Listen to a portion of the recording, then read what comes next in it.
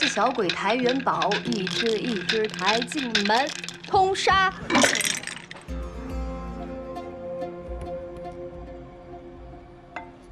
7点，天门第1府，庄家第3府。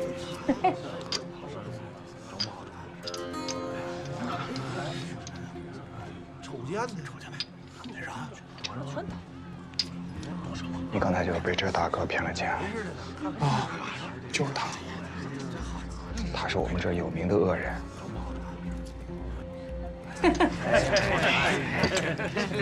你输了，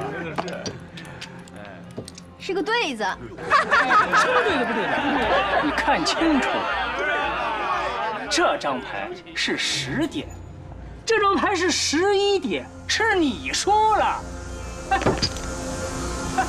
你赖个啥？你赖个！哎，点子大就赢，点子小就输，也没有天杠地杠是吗？谁敢说不是？兄弟，你们关外都是这么玩牌的吗？这规矩我可没听说过。规矩，关外的规矩就是关外人一定会赢。识相的把你的手拿开，不然掰断你的指头。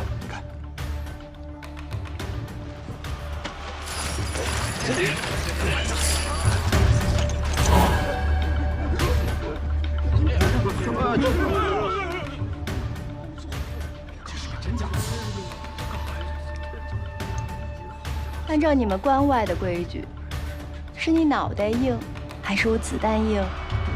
怎么？我是厦大，有种你就开枪，开！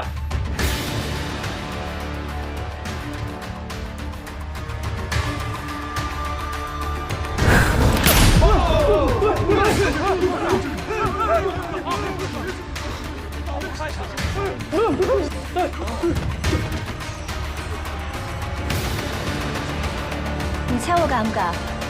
赌吗？我赌你不敢，你不敢。诸位，帮庄还是帮闲？再不下注，我就扣扳机了。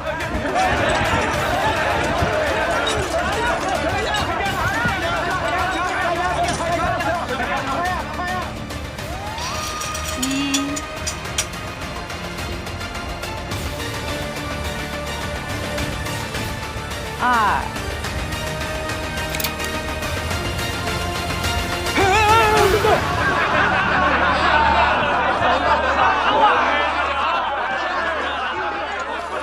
哎，李家大少爷，你让我等得好苦啊！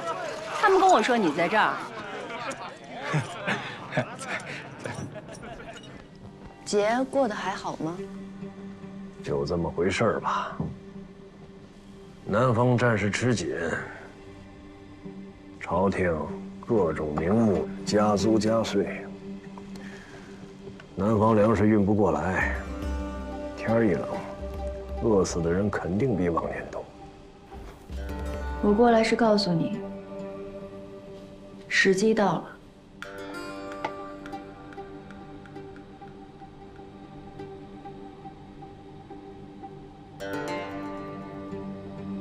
南边的事情，最麻烦的不是军事，而是经济。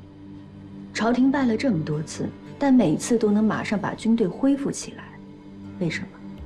因为他们有赋税，有票号，有当铺。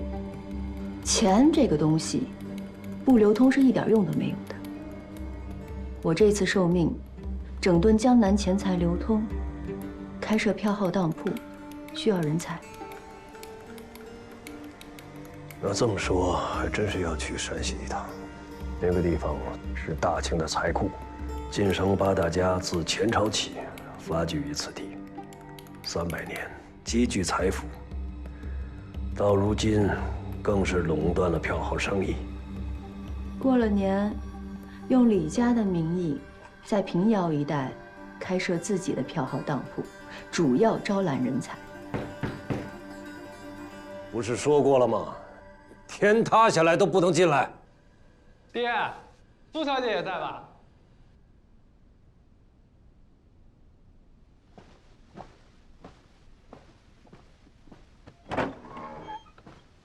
苏小姐，爹，你来干什么？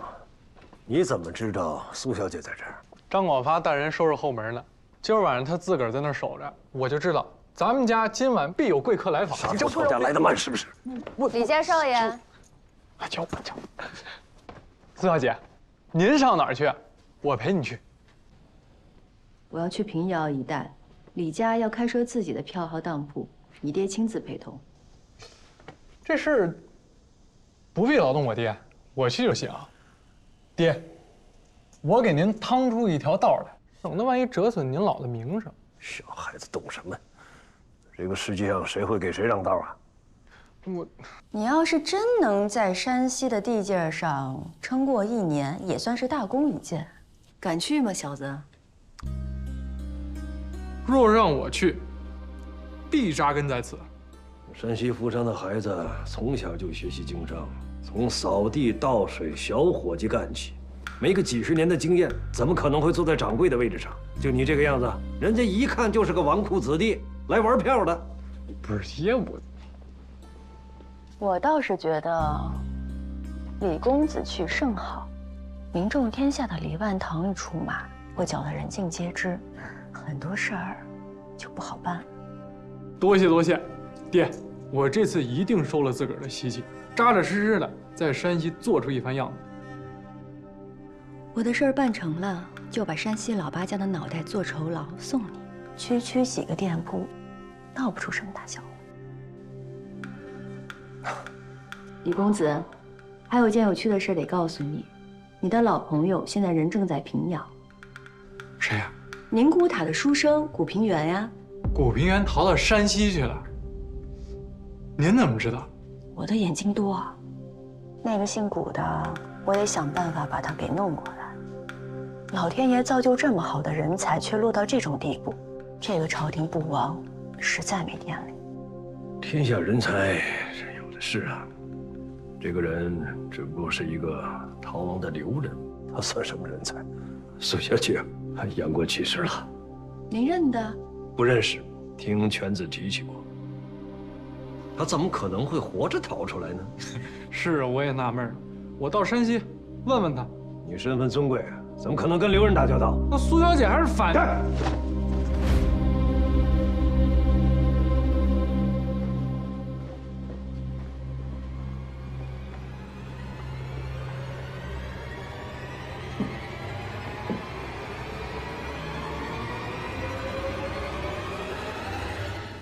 反贼。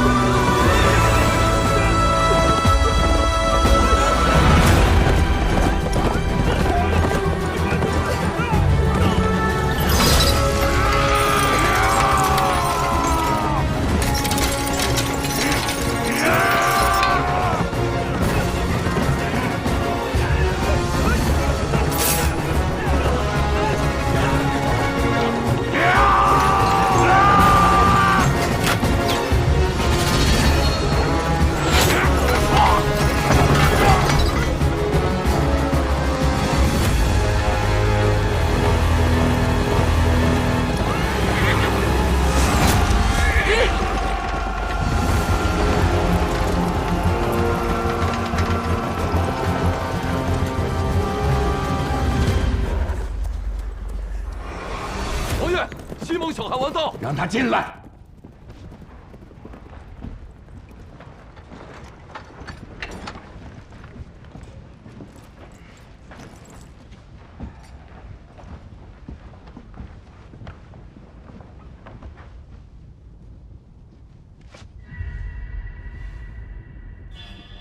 王爷，福晋。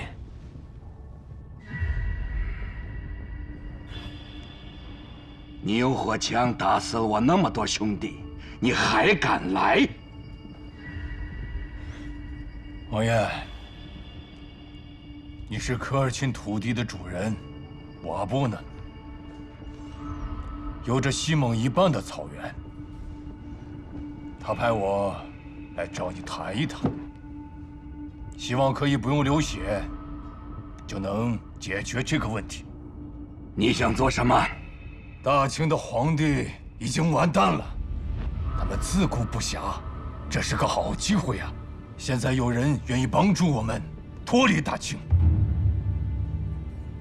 出兵时候，阿布说，如果王爷同意，我们马上罢兵休战。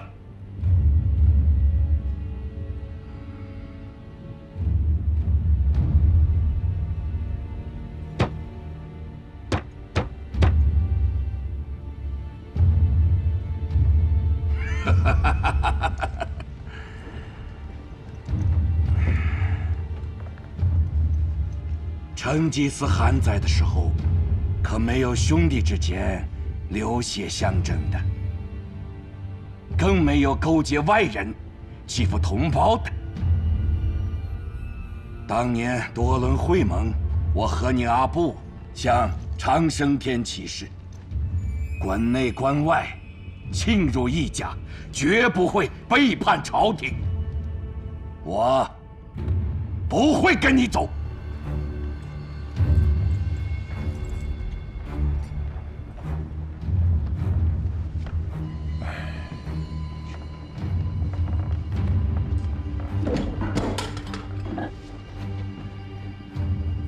哲勒秘书说：“这样，我把我的火枪分给你一半，我们一起往西，占领更多的草原，把那些部落的人都收回来。这是门好生意呀！”哼！我不要你的东西，我不杀你，你走吧。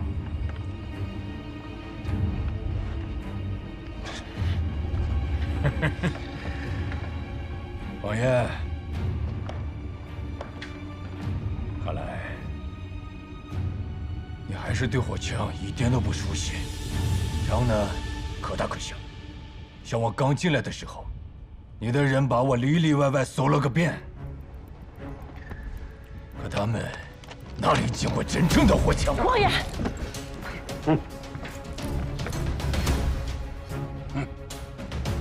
这就是你们的仁慈。希望你能明智一点。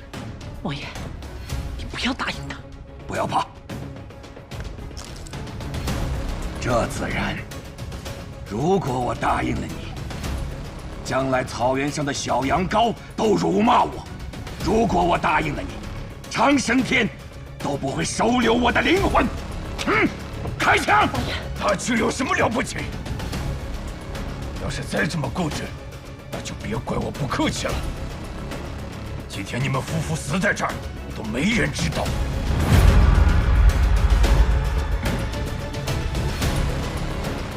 有人知道。好孩子，杀了他！小姑娘，这把刀，切奶酪还可以，要是一刀弄不死我的话，倒霉的可就是你了。听我的，我皮的口袋里有一包上好的宝石，我向长生天起誓，每一颗都价值连城。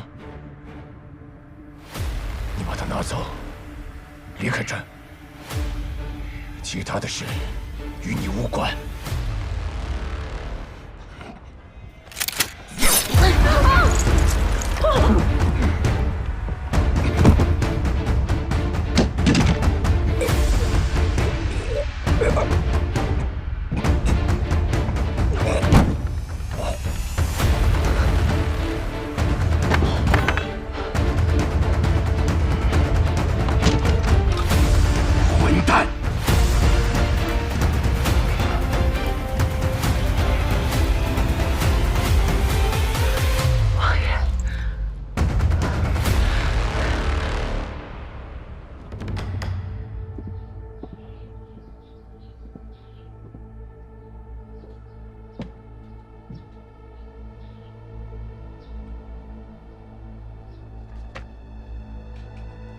今天能把各位请到平遥城来，是我的荣幸。在座的都是山西地面上最老的当铺朝奉、票号管家，等闲都不愿出门半步。且敬此杯。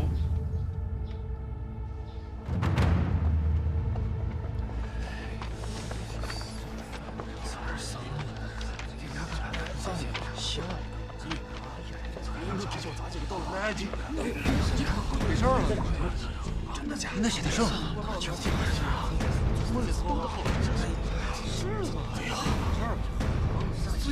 你们肯来，我是给够了钱的。要问这是多大的买卖，这买卖自然大。做买卖，有人谋的是财，有人谋的是名，我谋的是国。我从南边来，这屋里头啊，有一个算一个，通敌的罪是谁也跑不了了。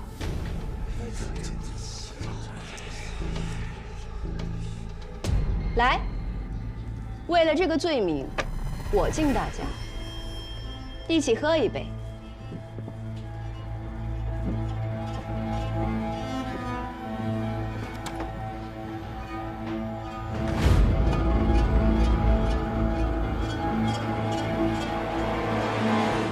天下两分，义军已占一半，江南一带最是富庶。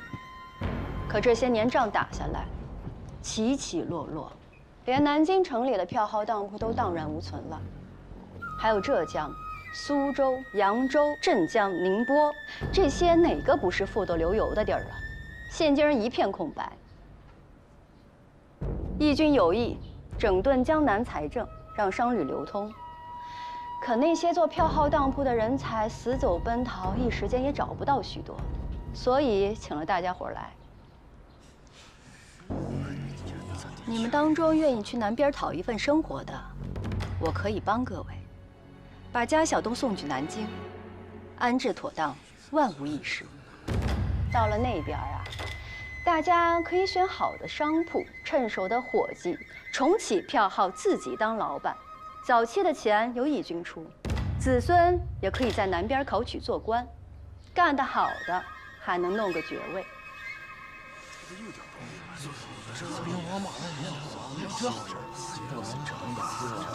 我向各位担保，最多3年，让南边的银钱流通起来。3年之后，还想留在南边的就留下，想回来的，我自然能给大家伙再弄回来。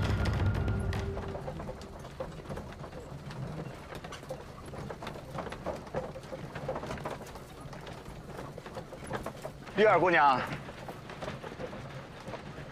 哎，去哪啊？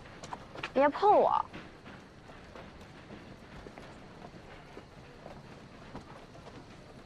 天气凉了，穿上点。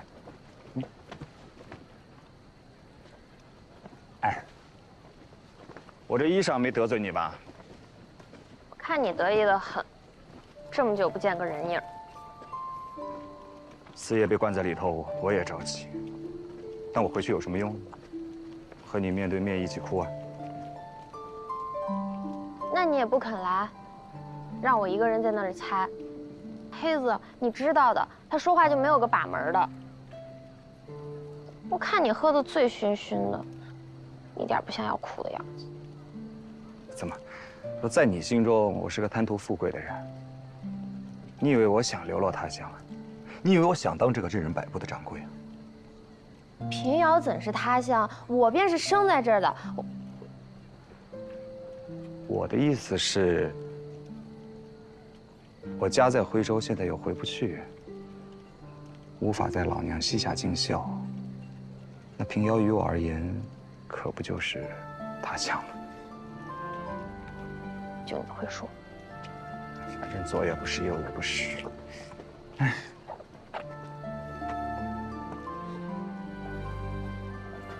要被你气糊涂了。我爹病了，时好时坏，他住在那里晒不到太阳。虽说比其他犯人过得好，但那毕竟是监中，我让他好好休息，他又每天问你的消息，你让我怎么说？说你已经当了大掌柜的，每天穿的人模狗样的，还披一个大黑斗篷。你就这么跟四爷说，你看他信不信？倒是你，别成天听那些是是非非，那些都是逢场作戏，傻子才会信的。我才不是傻子呢！别看我这么骂你，其实我根本就不信。我跟黑子讲，你若是贪图富贵的人，当初留在草原便是。我就是心里焦急得很。好了，别说傻话了。上次不是告诉过你吗？王天贵让我帮他办成2件事，办好了才肯放四爷。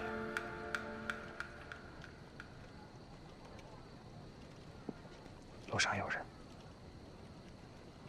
来来回回就这几句，姓古的滚你的吧！什么人？哎，天这么冷，你自个儿留着穿，好长命百岁。这个不识好歹的玩意儿，滚吧！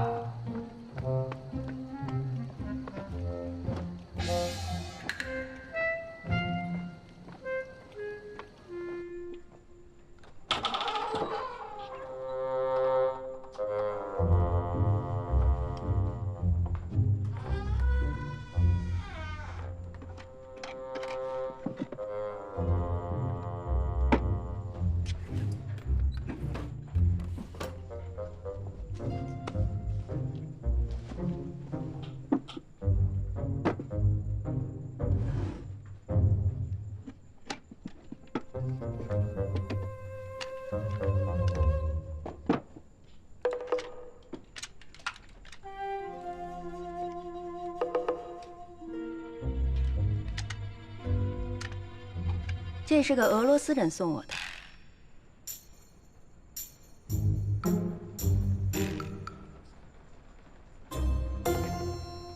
这什么这个那个的呀？你个大少爷干这种贼活，一点也不懂行。大户人进来都做半天了，竟然没发现。我又不是天生做贼的人，我只是好奇而已。好奇？想知道什么呀？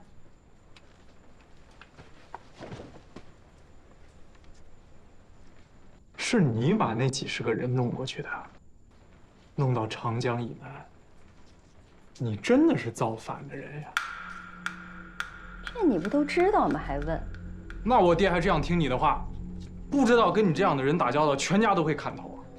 这话说的真好，果然是个孝子啊！你爹为什么要听我的？你难道不该问你爹吗？反倒审问起我来了。对，我自然要问他。不过我先问问你，你肯定知道。我自然知道。但是你爹不让我告诉你呀，说你是个小孩呢。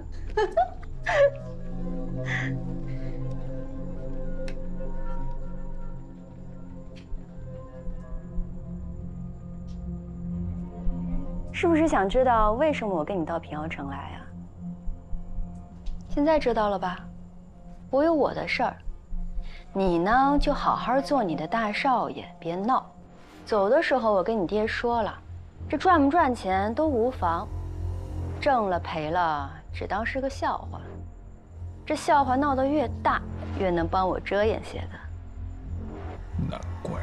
那是当然呀，要是没你在这折腾，吸引大伙儿的注意，我找那么多人很容易被怀疑的。说起来，你可是个大功臣呢，有机会去南边，自然好好赏你。你事儿已经办完了，你赶快走。我爹他家财万贯的，就算欠你什么人情，现在应该也已经还清了。走。你这小孩说话真逗，我是不可能放过你爹的。现在我连你我也不放过。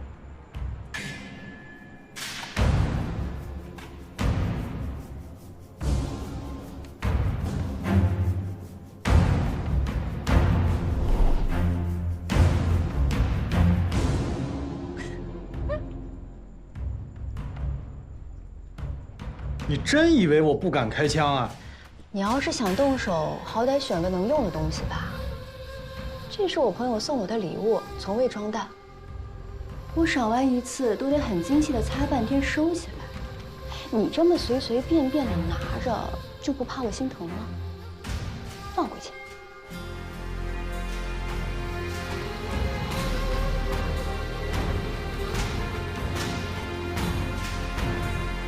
说了你也不听，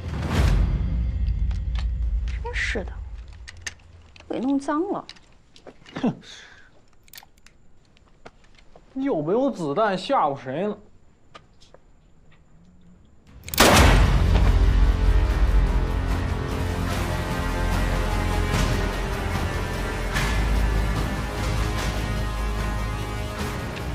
以后再进我屋，这一枪就打在你脑门上。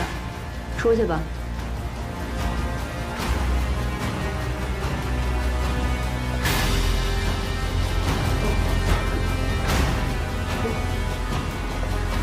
站住！明天多带些人，雇好了车马，去金阳山庄。河东八家的康家要把家产给卖了，我是志在必得的。你顺便告诉你兄弟一声，他要是不想回宁古塔，最好少给我裹乱。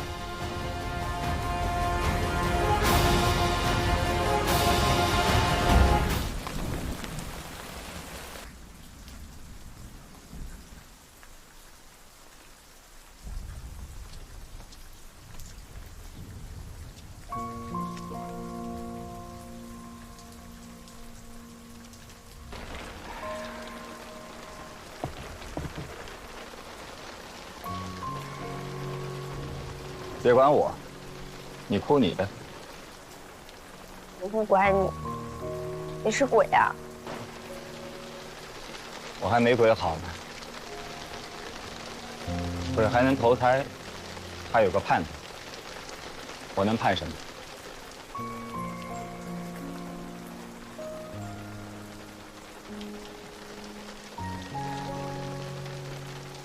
可晚了，别哭了。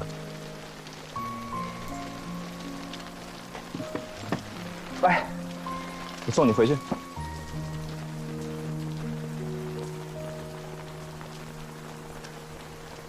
哎，没偷听我跟爹说话吧？没有啊，你们说什么了？没说什么，他就夸你来着。哎，四爷不怪我连累他，就阿弥陀佛了，不奢望他能夸我。 你以后别总说你人不人鬼不鬼的，好像活不下去了这样。若真有慈祥，当初为什么要从宁古塔逃出来啊？你会好好活着的，你，还有我爹，你们都是好人。我也时常在想，要是你们不去宁古塔，我要不那么多事儿，你的日子兴许能好过一些。 顾大哥，其实我心里明白的，你要听吗？听。我真心实意的不后悔去宁古塔，不后悔遇见你，也真心实意的盼着你跟我爹能早点脱困，让全天下害你们的人都滚开，让你早点回到家中见到亲人，完成婚约，一辈子平安顺遂。 至于我自己，我也会好好活着的，哪怕跟着我爹继续浪荡江湖，我这一生认识过你，就足够了。生死之际，不为救困，这是我们江湖道上的规矩。大家彼此安心吧。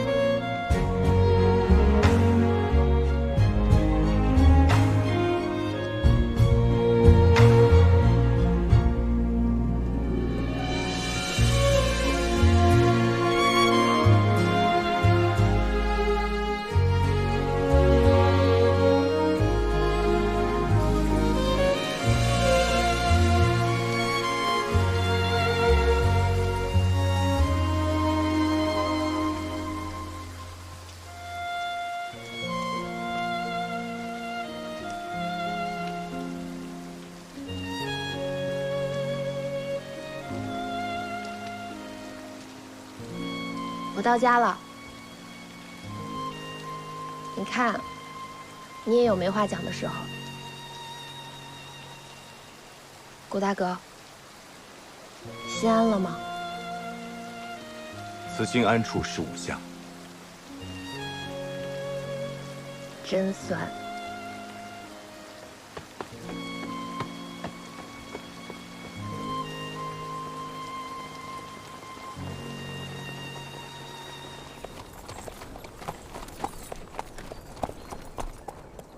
差点忘了你是哥哥了。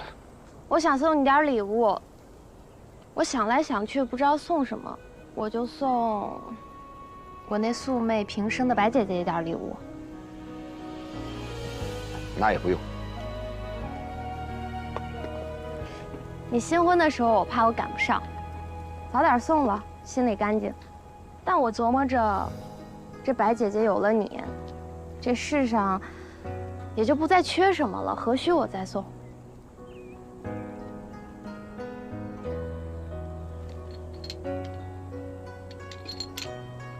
你拿着，你平安，就是我给她最好的礼物。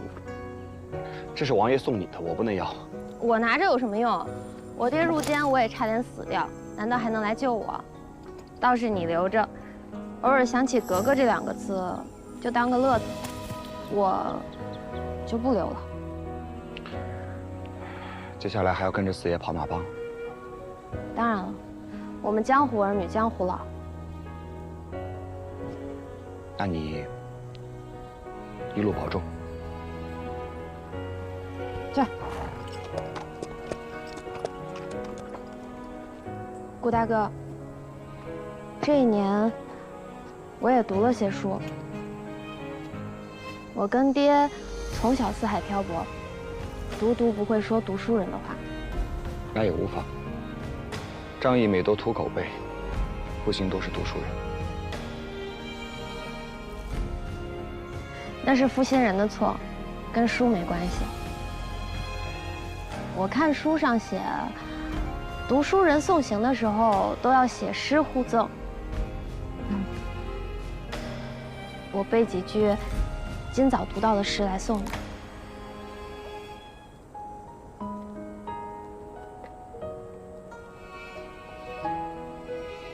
风雨如晦，鸡鸣不已。既见君子，云虎不喜。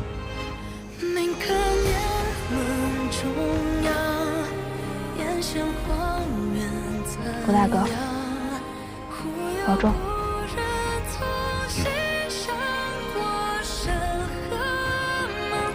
这儿。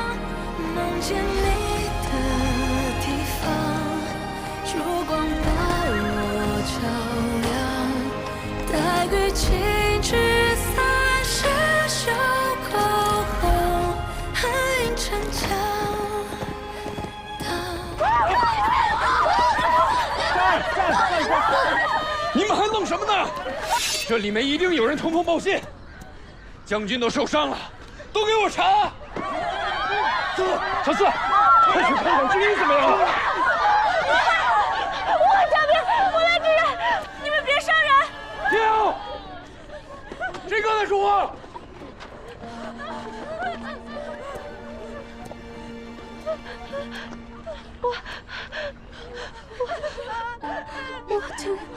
你们别伤人，我自有协议，我。今天我主家要是死了，你们一个也别想回去。主将怎么样了？你身上流血，快救救将军！快啊！你拿块布把他脸盖上。俩老子的人没死，盖脸干什么？我害怕。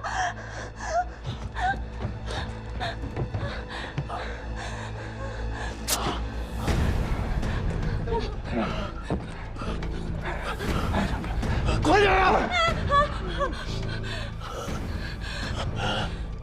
你去拿剪刀、酒、清创药、火盆。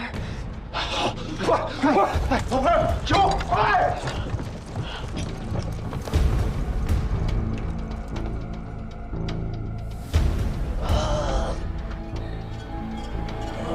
将军，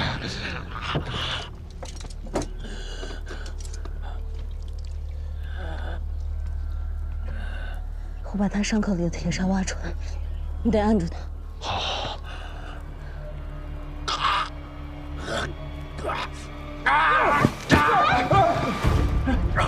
不让你按住，你干什么？这样他伤口里的铁砂越陷越深，我挖不出来，难道你挖？来，跑过来！啊！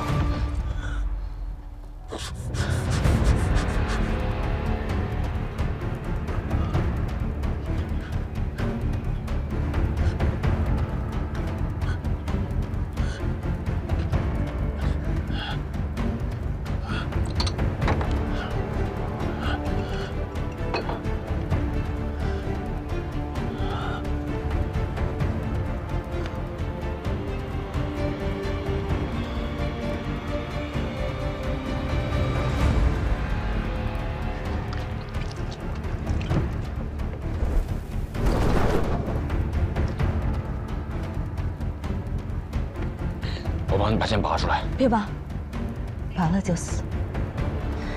要去其剑尾，慢慢把箭头推出来，再用羊肠线缝上。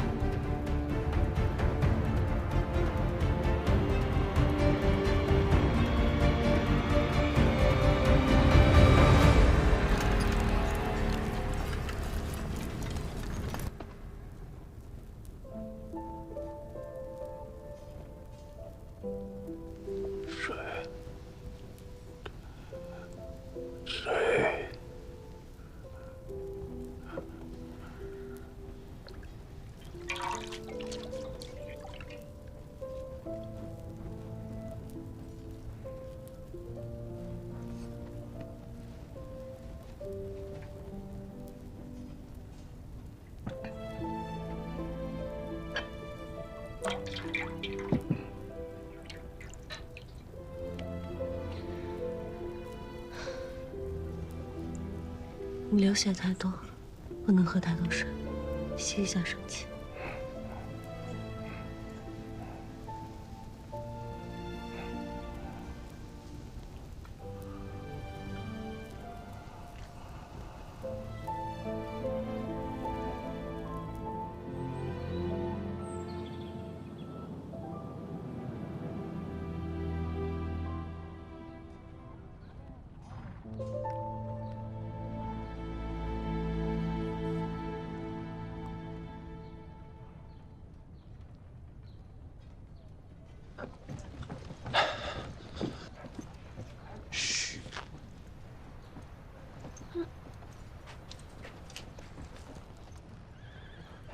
你看，好多了，看起来气色确实好多了。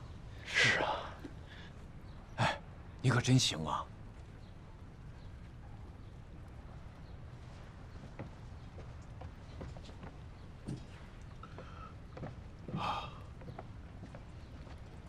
我看应该是没事了。将军接下来得吃好吃的，把身体给补起来。差不多，个把月差不多了。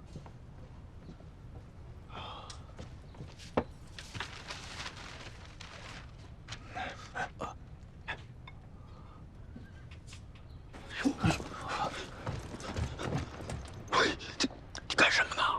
那主将看这个跟眼珠子似的，你就这么写呀？命都没了，还要什么眼珠子？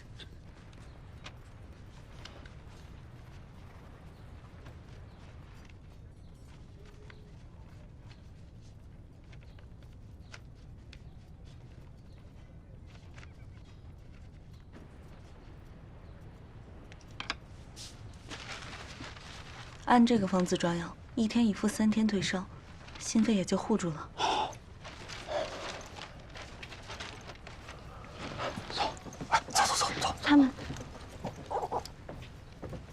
你们没杀人吧？你把我们当什么了？那手无寸铁的娘们儿，还用得着我们动手？放心吧，一个没动。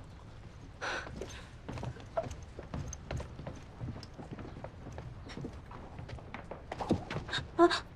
干什么呀？我也回去了。你不能走，啥时候拔了剑，活蹦乱跳了，你这条命才算留下来。看好了。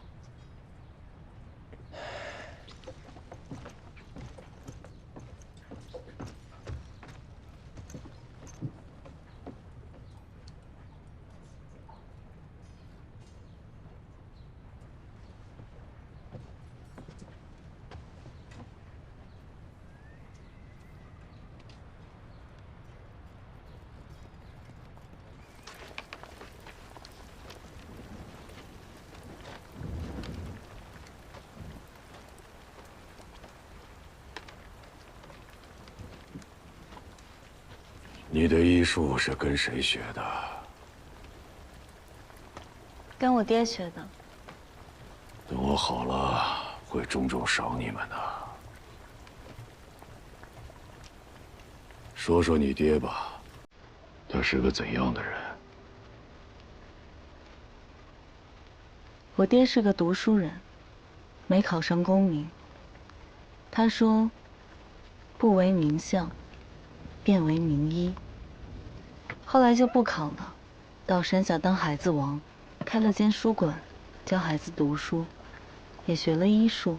让你爹别教书了，什么孔夫子、孟夫子，学了也没用。来我军中当个郎中算了。你读过书吗？读过书明白道理的人不会这么做。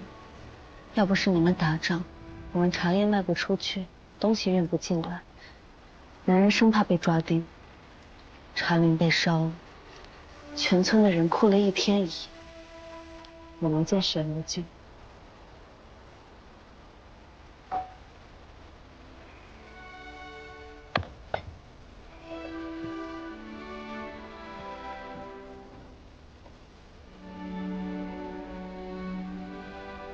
喝药，摆在那儿吧。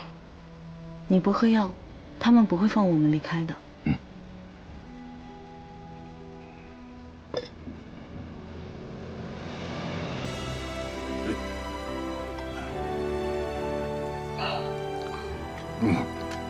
疼。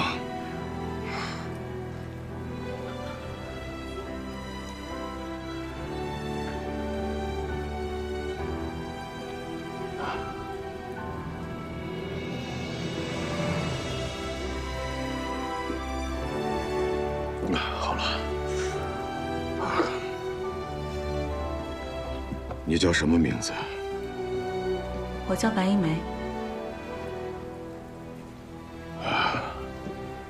没心没肺。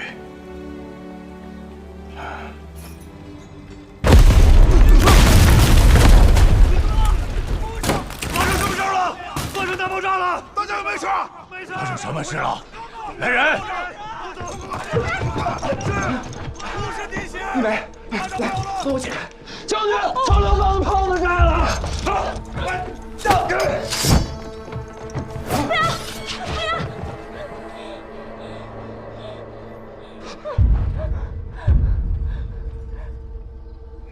把刀收了。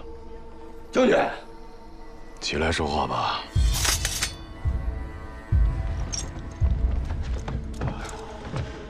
你还没死啊？我们还有生意没谈完呢。那炮子儿是你点的，狗脑子还挺聪明。你跟白小姐是什么关系？我们之间有婚约。你私自闯我军营，本该死罪，可是看在白小姐的面子上，放你走了。走！哎，我要走，我自己早走了。我来是要把那些抓住的人都带走。将军职业杀了错了，别跟他废话。好，我与你接着谈生意。除了那些麻绳，我还能提供给你桐油。桐油多少？整个惠州城搜罗下来，少说也有几千桶吧。我卖你麻绳和桐油，你把那些女人全部放了。你当真不是探子？我是不是探子已经不重要了，只要麻绳和桐油是真的不就好了？言之有理。好，钱呢，我1分不会少给你。那些女人我也都会放了。不过，你跟我做生意，若是朝廷怪罪下来，说你通敌怎么办？无妨，通敌也是我一人通敌啊。若能救那么多人的命，这笔买卖很值。做生意搭进自己的性命，你莫不是个傻子吧？做生意也是需要成本的，有的时候人命也是成本。我可以信守承诺，我希望将军你也会。他们与你非亲非故，值吗？值不值你说了不算，我觉得才算。顾大哥，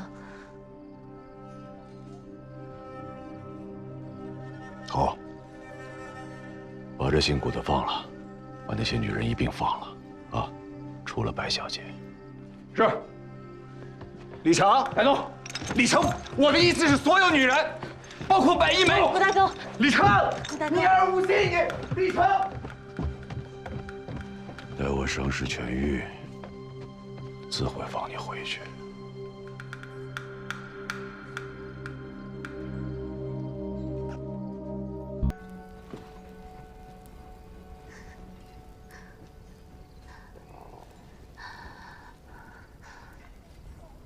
忍得住吗？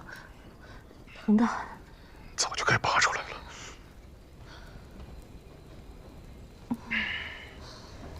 这儿得用药，先把皮肉咬掉，帮忙试试一把，血分出来，人就没救了。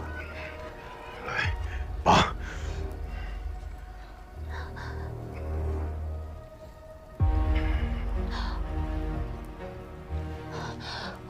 我下手拔了，你要不要找个东西咬上？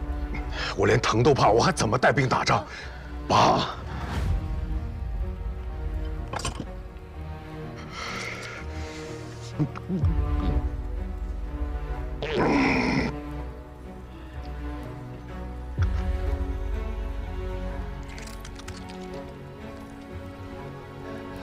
哎。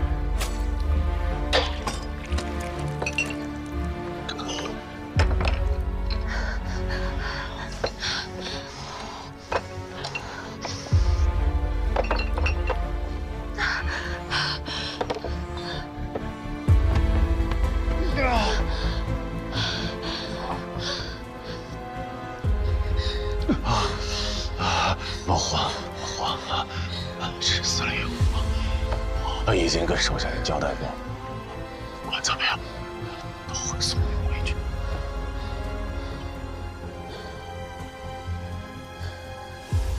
你摸到，天亮之前，伤口不再炸开就没事了。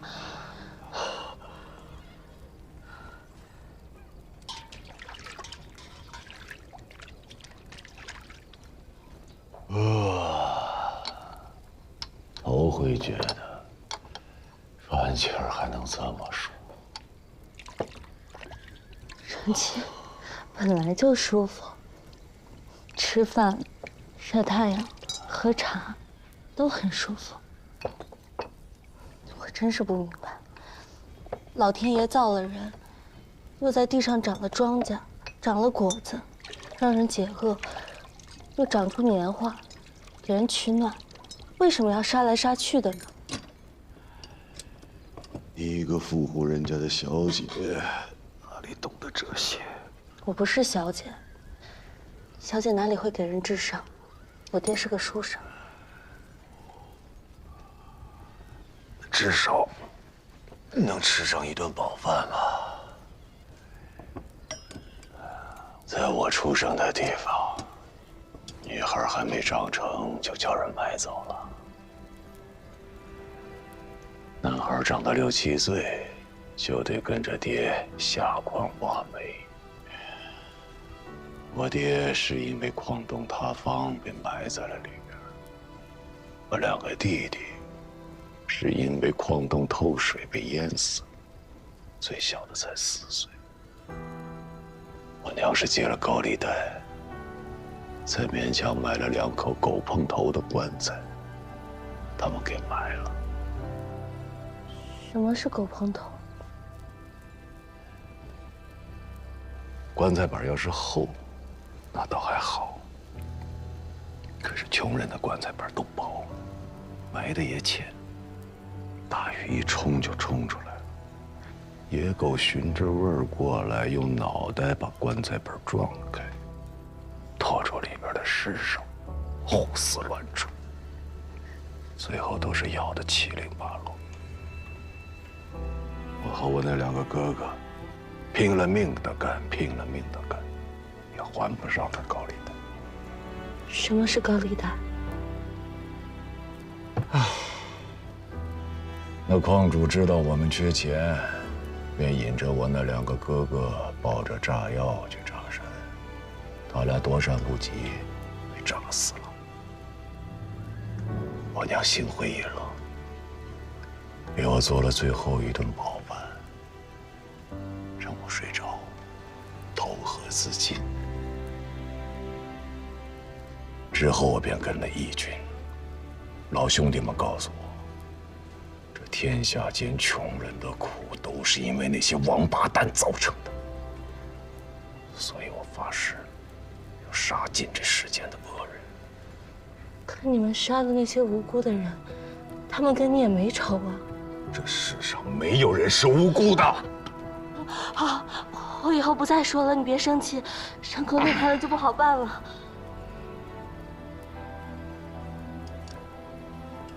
这次委屈你了，回去的时候我会重重赏你的。有什么委屈的？你以后还是要上战场，还是会这样下来。我是个当兵的，打仗就是我的命。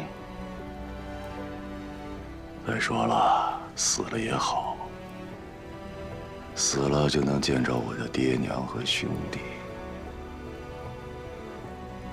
我好想他们。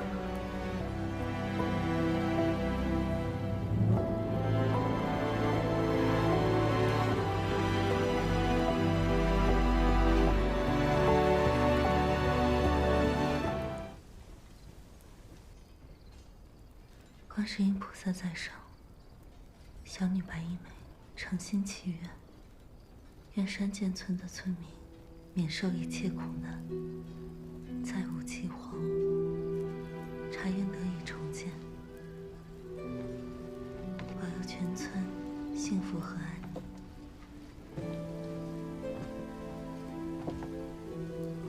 宁。愿爹爹身体康健，百邪不侵。顾大娘和顾大哥母子团圆，再无分离，得偿所愿。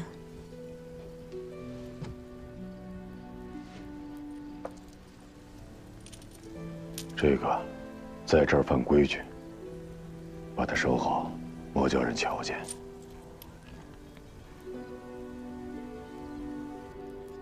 你每夜伤最重的时候，我都在此为你诵经消业。菩萨大慈大悲，有求必应。我现在伤好的差不多了，你还求他做什么？我求他让你做个好人。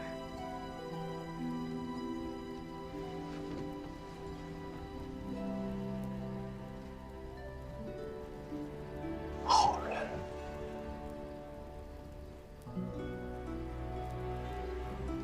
打湖州、打杭州的时候，我就已经是主将。经我手死掉的人，我自己都数不清。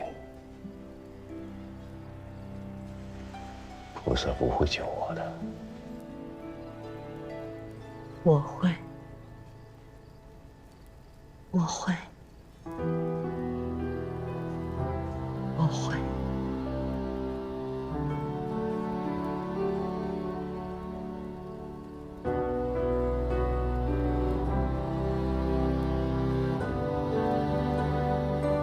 若复有人铃铛被害，穿观世音菩萨明咒，所至得成，须断多坏，而自见，是三千大家，多少？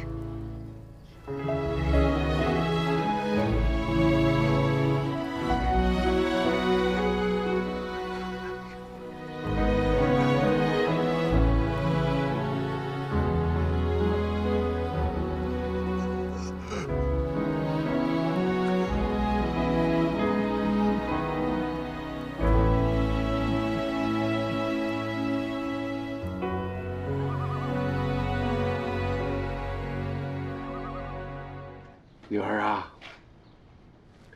来坐。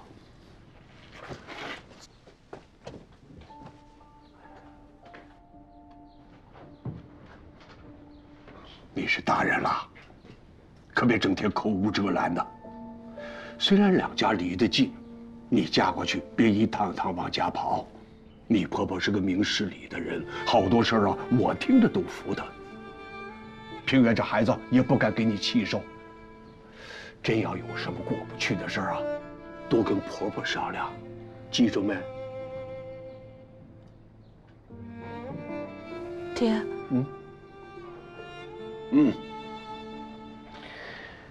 哎呦，总算等到这一天了。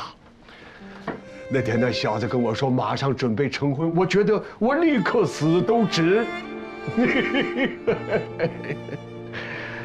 好，您是觉得我不孝吗？这么着急赶我走？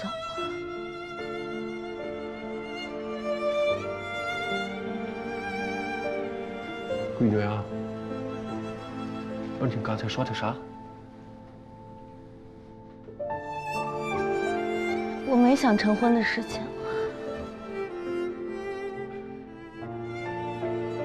等了这么多年，啊，那小子亏欠你，他知道他会对你好的，爹，他不亏欠我，我也无需他如何对我好。这世上谁欠谁啊？您以后别这么说。您要是觉得我现在成婚好把我轰出去，那就成婚吧。是不是您听别人说，所以着急把我推出去？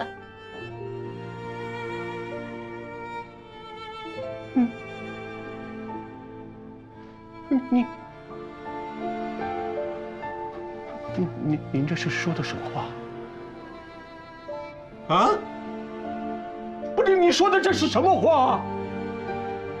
你是我亲闺女，我能信他们的吗？平原那孩子命都不要了啊，一趟趟的往军营里跑，我们不都盼着你好啊？不是，你这孩子气死我了！你，不是你怎么就这么别扭？你看看这些东西啊！东西，爹，你看看这些东西，你看看这些东西。爹，别下来！我不要你。爹，爹，这孩子，这怎么就别扭上了呀？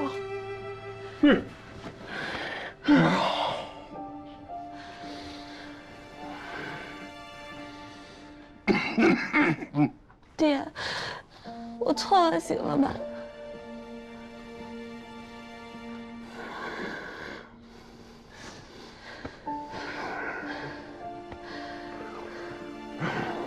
这孩子，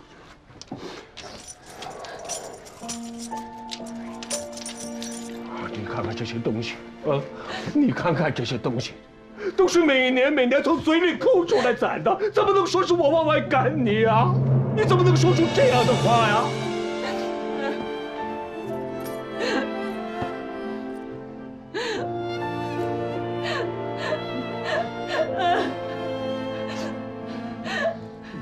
气死我也没说不嫁呀，爹，你跟我说什么气呀？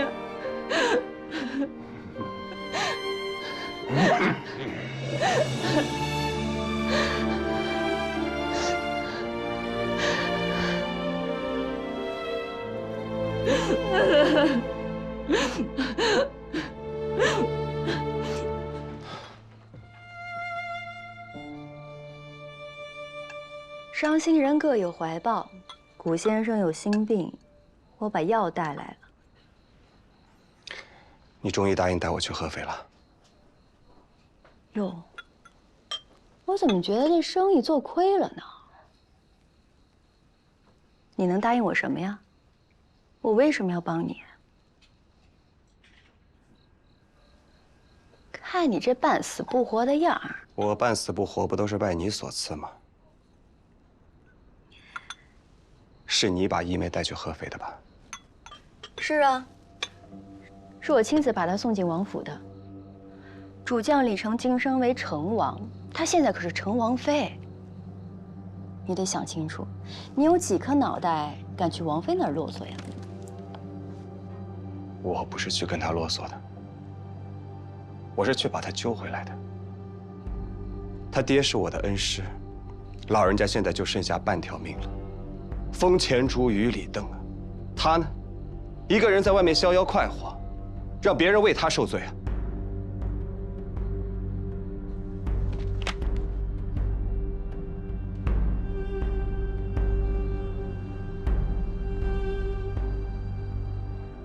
你何以知道他逍遥自在？我现在都不敢回家。我看到他爹，我都不知道该怎么解释。我也没办法面对我娘。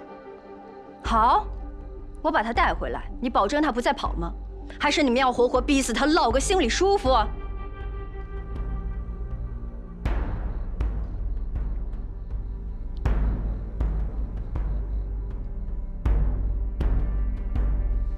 河两边的人心事是不一样的。他已经过去了，你留恋也没有用。我最后再劝你一次。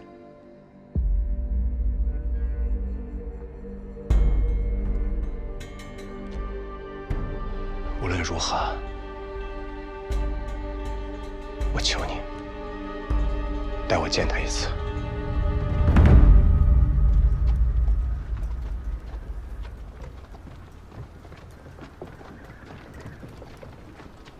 苏小姐，王爷吩咐了，最近有很多混进合肥城的探子，不得不谨慎啊，需要查一下货。好。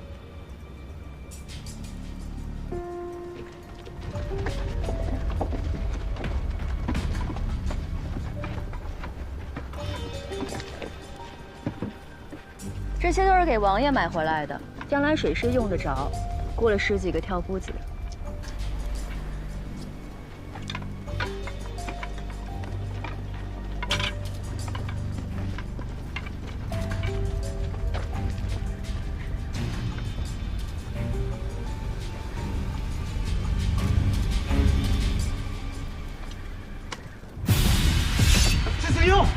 只有，走！你是谁？哎，你谁呀？雇挑夫子的时候，我怎么记得没有你呢？给我拿下！不，等等！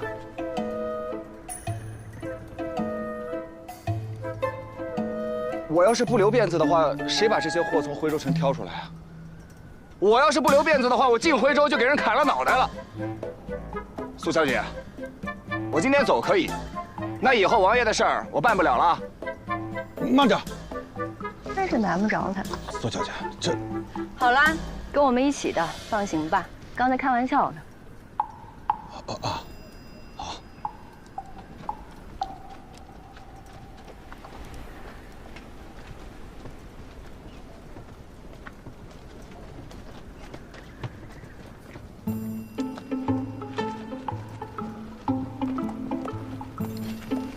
差点被你坑死。不坑你坑谁呀？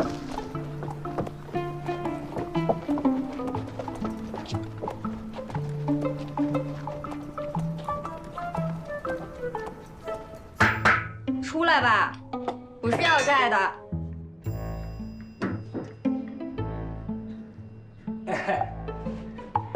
不是来要债的，那就是来送钱的吧？我呸！走。跟你说，你可千万别借他大钱，不然呀，他下辈子才能还你呢。我呸！谁让你给我定日子了？下辈子我也不还。客人来了，赶紧沏茶去。哎，你行了吧？沏茶的东西都让你给当了，我拿什么沏啊？坐。找我什么事儿啊？是这样的，廖先生，我叫古平原，是山涧村的。村里的白先生让我来请您。请我？请我去喝酒吃肉，还是品茶叙旧啊？请您去炒茶。炒茶？炒什么茶呀？那茶山都让那帮混蛋给烧光了，哪有茶可炒啊？再者说了，要是有茶可炒，我至于输得这么惨吗？有茶可炒，你输得更惨。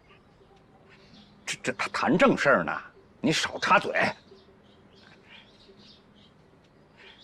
你可别骗我啊！不敢。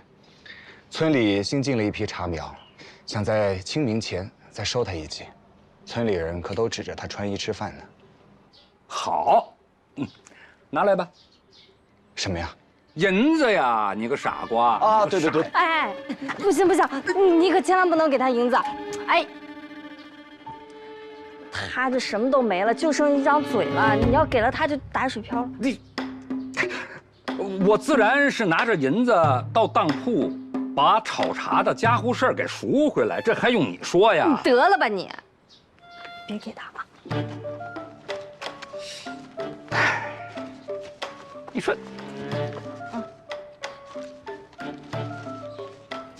这些当票呢，你就先拿着，就当定金了。你到时候把那些东西都赎回来。你要是真心请我爹炒茶的话，你就派辆马车过来接我们就行了。但是你万万不能给他钱。啊，明白。多谢廖姑娘，多谢廖师傅。姑娘，你当着白先生朋友的面，别这么塌我的台面好不好？你还有台面可塌吗？那台面早让债主给塌光了。哎，你赶紧进去躲着去，到时候人家来打你，我管不住啊！你赶紧，走，我赶紧送你，不然到时候他变着法儿的问你借钱了。哎，我家可欠不起这债。来，姑娘，这5两银子你还是收下吧。你在可怜我？啊，不敢，只是不想他老人家过得太困苦了。5两银子也没多少，您拿着，买点茶饭也好，就当是晚辈孝敬他的了。我爹炒茶，他说第2，没人敢说第1的。到时候我好好督着他，包您满意。那谢谢了。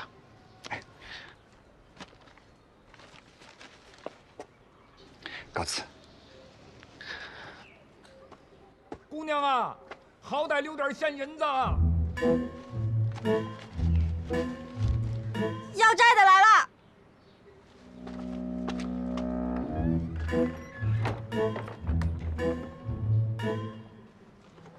闺女，哎呀，你分给我点散碎银子吧，啊，就算爹求你了啊！哎，闺女，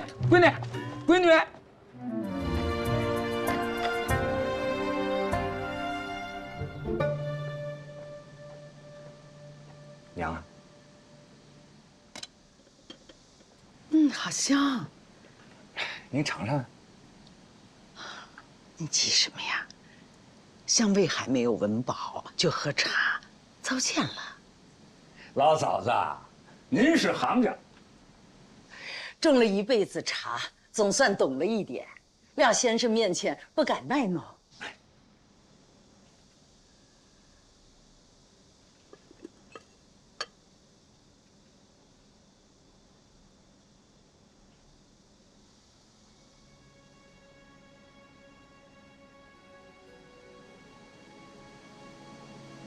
果然好。哎，那您说，它好在哪儿啊？这口茶下去，从唇边到舌尖到喉咙内，处处香味不同。这香味也齐了，有松针的清香，也有一股兰花香。它明明是喝的我们家的银毫，这是怎么回事啊？那您猜猜呗。那我看是他们把茶园烧了，土地的火性大。收茶之前，又下了2场雨，清明前的雨水阴气重，明火逢阴水。种茶的人管这个香叫造化香，我不知道说的对不对。就是这句话，老嫂子，我老廖是服您了。您是真真的行家呀！这么着，从今往后，我老廖给您家炒茶分文不取。这哪敢啊！哎，廖师傅啊，咱们得此好茶，您给他赐个名字吧。那就恭敬不如从命了。我老廖炒了一辈子茶，哎，这是我一生得意之作。我家呀有一本炒茶的古书，书中道：奇香似兰，旗豪胜雪，故名蓝雪。蓝雪这个名字，你们觉得怎么样？好听。好，蓝雪就它了。好，我去看看白大哥。哎，我陪你啊，走走走走。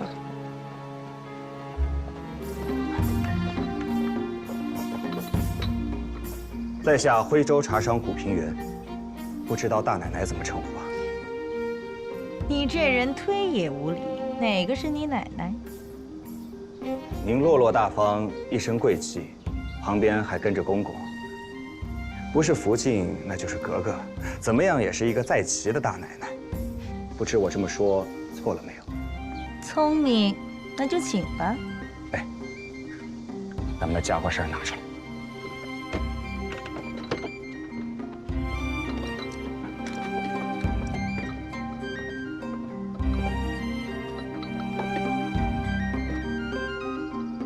我说二位，带这么多，工欲善其事，必先利其器。只是这里没有水和烧水的炭。不知这位公公在王府里可有相熟的人，帮我们借一借来可好啊？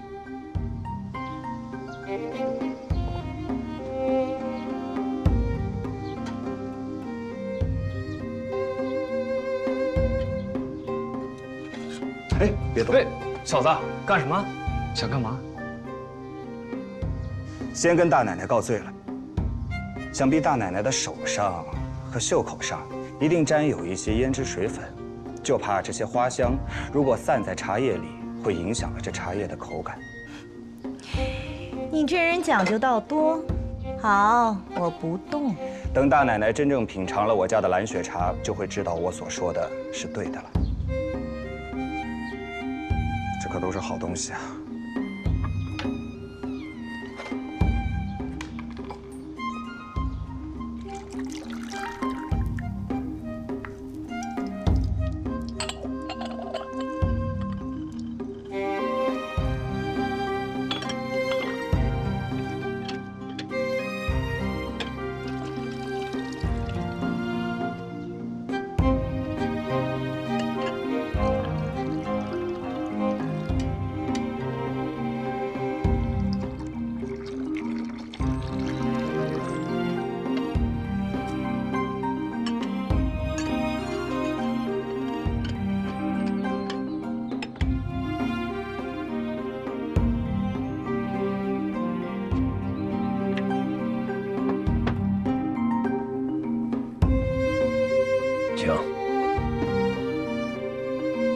京师李家敬献窖藏金丝龙团。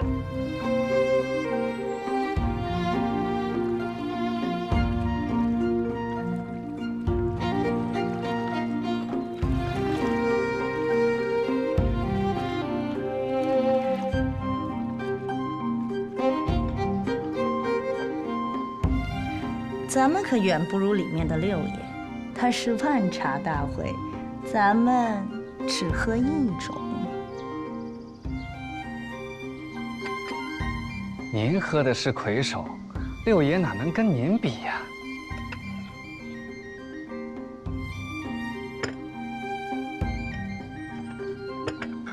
这是京师李家敬献的金丝龙团。这也蒙不了我，这是宫里的玩意儿。这茶可是李万堂供奉给御前的。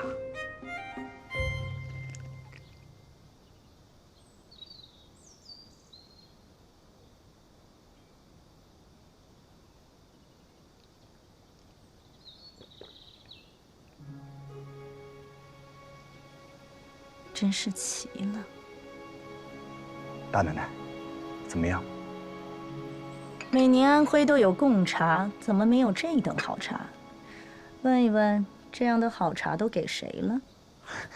您问别人都没用，只有我家的茶园种出来的茶才有这般味道。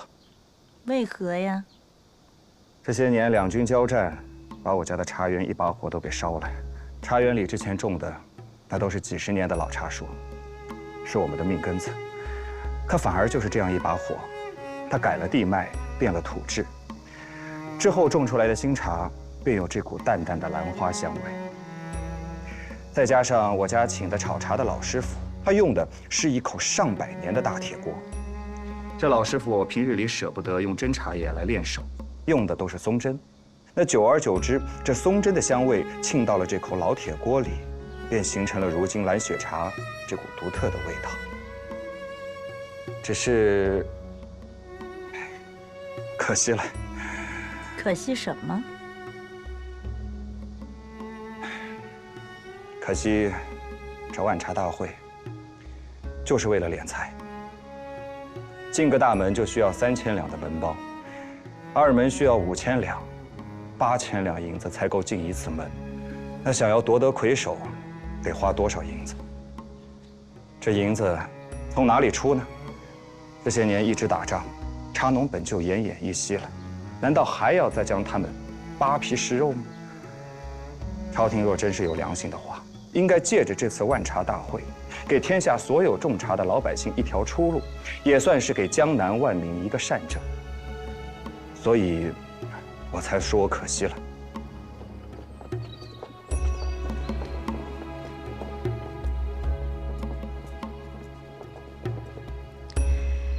这话你可记下了，回去替我写出来，好让六爷知道。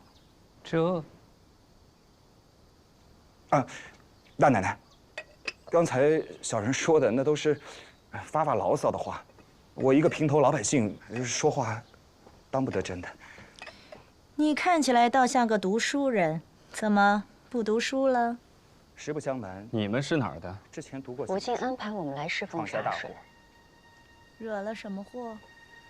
宣华科场犯了朝廷忌讳。福晋差人过来送茶。老六媳妇儿送来的，莫不是老六知道我来了？那不能，咱们没跟六爷说，他上哪儿知道去？估计是福晋听说王爷有女客，派人过来伺候便是。你放心，给咱们开门送咱们进来的，都是我几个相熟的侍卫弟兄。六爷这么威风，咱们可不能扰了人家的兴。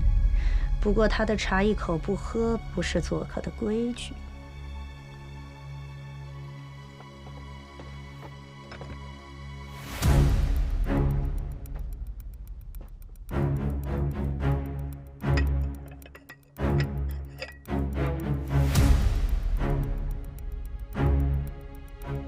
不能喝！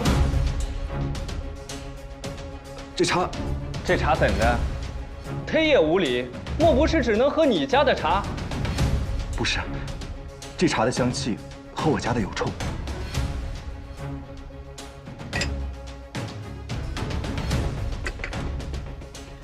我们回去吧。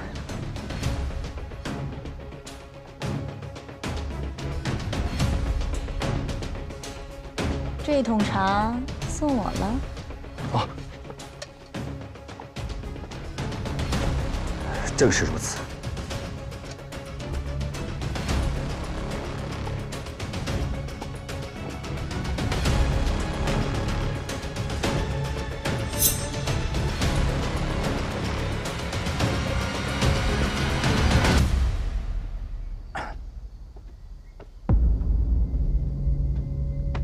怎么了，哥？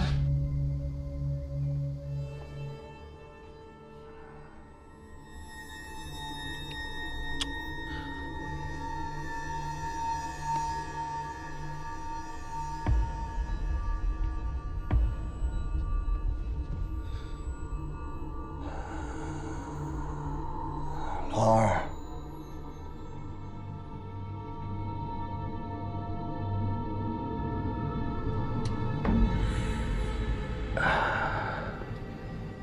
老二，是你吗？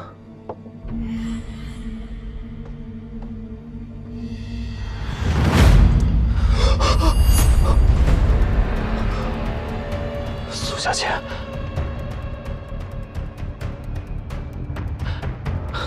你姓古的，你是我命里的克星吗？我怎么了？多管闲事。是嫌自己命太长的事吗？为什么要杀人？和你有什么关系？那是慈禧皇太后。她是我不共戴天的仇人，从阿玛死后，我一直在谋划，潜心积虑，步步为营，终于等来了机会，可以解我心头之恨，却被你搅了局。苏小姐，你先冷静。白天的时候，我真的不知道发生了什么。你先把这个弩放下，我们好好谈谈。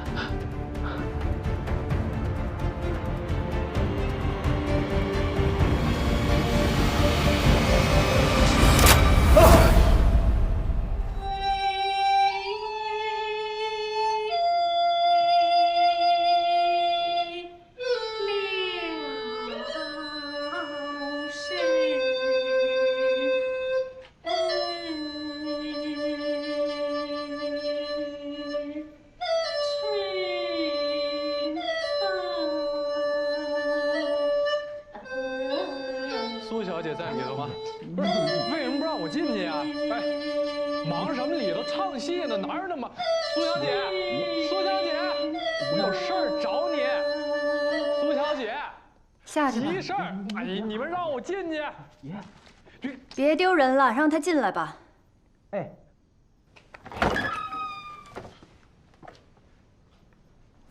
大少爷来了，有何贵干呀？你把古平原弄哪儿去了？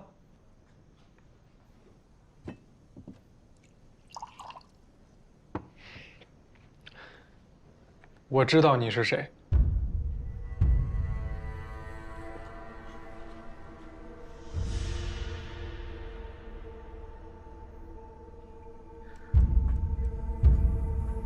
我是谁呀？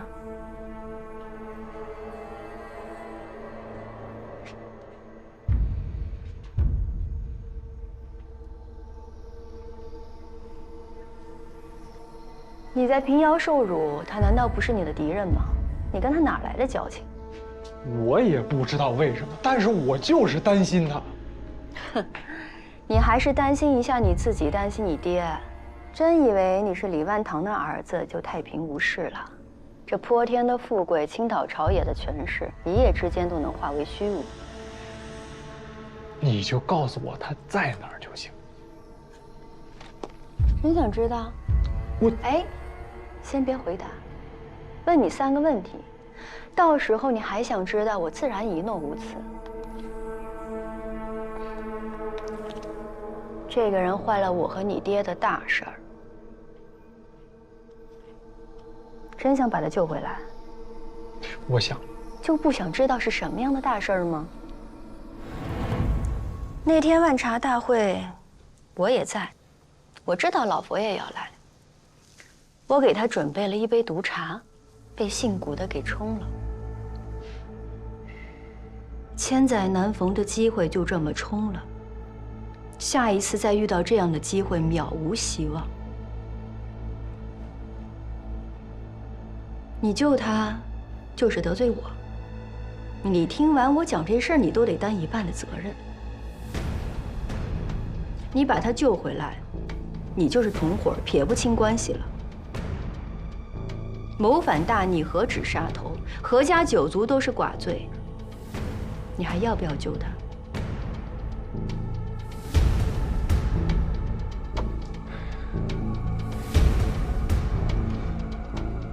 我一定要救他。你这小子还真是不知道，那个女人要是死了，6王爷可以马上摄政，推广经商，扩大外交。到时候主持天下商界的人会是谁？你救他，就是妨碍你爹上位。真要救他吗？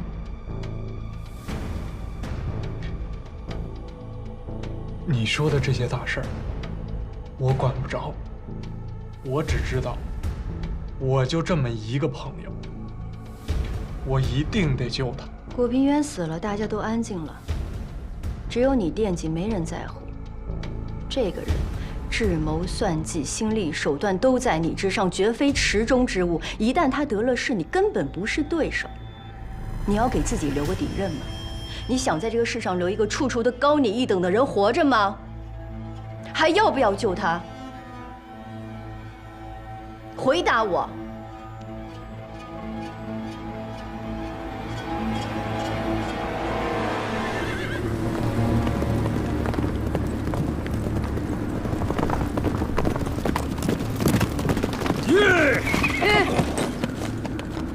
看方位应该在马场方向。玉儿，别着急，风大雪急，找个当地人带路过去。眼下看的不都是路吗？驾！玉儿，驾！